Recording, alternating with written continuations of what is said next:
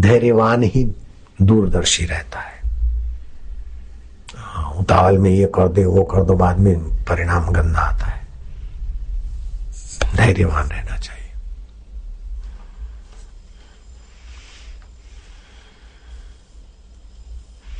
दुखों से पार होने के लिए बलवान शरीर नहीं चाहिए, बड़ी सत्ता नहीं चाहिए, बड़ा साम्राज्य नहीं चाहिए। दुखों से पार होने के लिए, दुखों से पार होने के लिए चाहिए धैर्य, भगवत आश्रय, दूरदर्शिता। गांधी जी अकेले बंदे थे, मोहनलाल करमचंद वकील अकेले थे। देखा कि हिंदुस्तानियों का मनुष्य जीवन नोचा जा रहा है। गाय का मांस खाने वाले, दारू पीने वाले और ललनाओं के लंपटू लोग भारत पर राज्य कर रहे हैं। ये तो भारत में जन्म लेने की महत्ता ही हमारी मारी जा रही है। हमारी आध्यात्मिक स्वतंत्रता छीनी जा रही है। कुंभ के मेले और सिंहस्थ में भी सरकार कूटनीतियों का काम से लेती थी और विघ्न डालती थी। गांधी जी ने देखा धैर्य तो रखे, लेकिन कायरता का नाम धैर्य नहीं है, बेवकूफी का नाम धैर्य नहीं है। धैर्य तो रखो, लेकिन सूझबूझ और अपने अधिकार, दूसरे के अधिकार छीनो नहीं और अपने अधिकार को कुचलने मत दो। हरिश्चंद्र की पिक्चर देखी थी, सत्यनिष्ठ गांधी जी लग गए और एक पहला भारतवासी है जिसने कहा अंग्रेज भारत छोड़ो।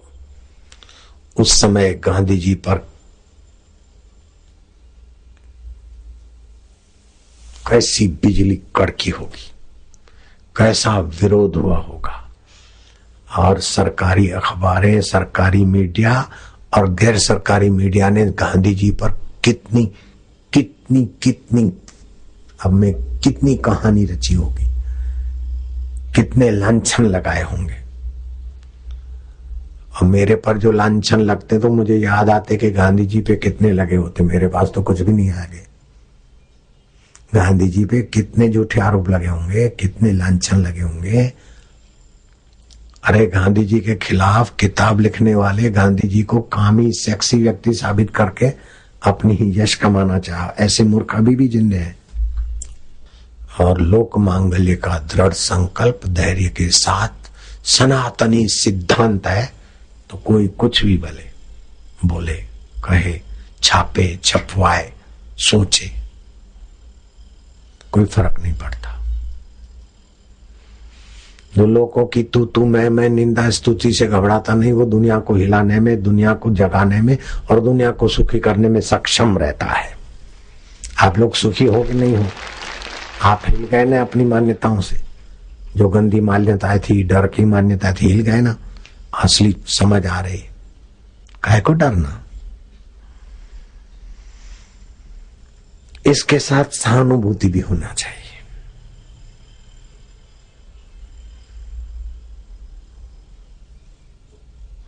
अगर जीवन में सहानुभूति नहीं है तो धनी धन का उपयोग अपने लिए करेगा, भोगी बनेगा, जिससे रोगी बनेगा, शोषक बनेगा। धनी के जीवन में सहानुभूति नहीं आई तो उसका धन उसी का नाश करेगा। धनी सहानुभूति संपन्न होगा तब दानी होगा, परोपकारी होगा, परिवार भी उसे चाहेगा और दूसरे लोग भी चाहेंगे। धनी अगर व्यक्तिगत स्वार्थी होगा तो समाज तो उसको नहीं चाहेगा, कुटुंब वाले भी नहीं चाहेंगे। इसी उज्जैन नगरी का एक धनी था, बहुत धन था उसके पास, ना अपने लिए, अपने परिवार के लिए खर्च नहीं करता था, समाज के लिए तो क्या खर्च करे। तो ऐसा धन उसके लिए दुश्मन बन गया उसका। और ऐसा दुश्मन बना कि लोगों के कुसंकल्पों ने जोर मारा और राजा की नजर में आ गया। अधिकारियों की, शासकों ने टैक्स वैक्स डालकर छीन लिया। विरोधियों ने हल्ला पुकारा। आखिर उसकी दोनों दुकानें और संपदा चली गई और इतना बदनाम हुआ कि सब कुछ छोड़कर साधु बन गया। साधु बना तो ऐसा बना, अमीरी की तो ऐसी की, सब जर लुटा बैठे। ऐसी बेवकूफी की अमीरी की धनी ने। फकीरी की तो ऐसी की कि श्री कृष्ण के दर पे आ बैठे। श्री कृष्ण ने उसकी भागवत में प्रशंसा की। श्री कृष्ण रहते थे यहां और श्री कृष्ण ने औधव को यह घटना बताई, भागवत में आती। उज्जैनी का एक धनी व्यक्ति था, लेकिन धन का सदुपयोग नहीं करता था। चाहिए चाहिए चाहिए, खपे, बढ़ाओ बढ़ाओ बढ़ाओ। अरे आय के 5वें हिस्से में परोपकार का जगह है, मतलब 20% दान पुण्य करो। 20 अगर कम आए है तो 10% तो कम से कम करो। वो परोपकार में नहीं लगाता था। कमाते समय न जाने किस किस गलती का, किस किस पाप का भी धन आता है। कुछ न कुछ हिस्सा सत्कर्म में जाए तो धन टिका रहता है, नहीं तो धनी को धन ले डूबता है।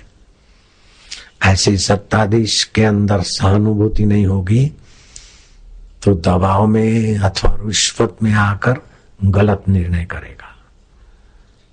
जो सरकारी कर्मचारी है, कुछ भी सत्ता मिली और सहानुभूति नहीं है तो टेबल पे फाइल पड़ी रहेगी और लोगों को धक्के खिलाते रहेंगे। जरा सी परमिशन देनी और 10 बार धक्के खिलाएंगे, इतने हरामी हो जाएंगे। अधिकारियों में सहानुभूति नहीं हुआ तो पब्लिक का खून चूस लेंगे।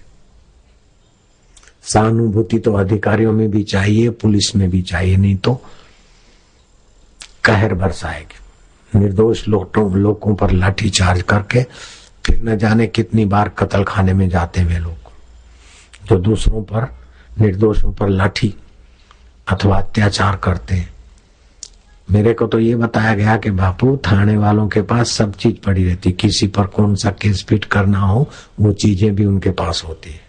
हथियार भी रख देते हैं, हेरोइन भी रख देते हैं, अफीम भी रख देते हैं, युवती भी बुलाकर सेट कर देते हैं। सब ऐसा भी चलता है। मैं कहा ये मैं पहले नहीं मानता था, लेकिन गांधीनगर में कीर्तन यात्री निर्दोष गए और फिर लट्ठियां और पत्थर कीर्तन यात्रियों की बसों में भर के उन पर ऐसे केस रख दिए कि मानो वो लट्ठियां और पत्थर ले आए थे और गांधीनगर के कलेक्ट्रेट को जलाने के लिए मेरे कीर्तन यात्री गए थे। कोई मान सकता है क्या? मेरे कीर्तन यात्री गांधीनगर की कलेक्ट्रेट को जलाने के लिए जाएं कीर्तन यात्रा करते करते, तो 25,000, 15,000, 10,000 आदमी क्यों जाएंगे? जाएंगे तो 4-6 जाएंगे। 85 वर्ष का बूढ़ा आदमी, उसको भी लट्ठियां पड़ी बेचारे को। उसने आकर सूरत में मुझे बताई और उस पर भी केस है। जेल में से तो छूट के आया, 85 साल का बूढ़ा 1 महीना 1 दिन रह के आया।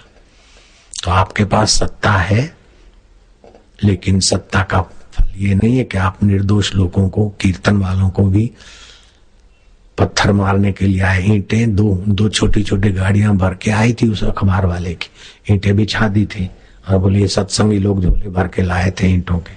अरे लाएंगे तो छोटे मोटे पत्थर लाएंगे कि आधी आधी ईंट के रोड़े लाएंगे।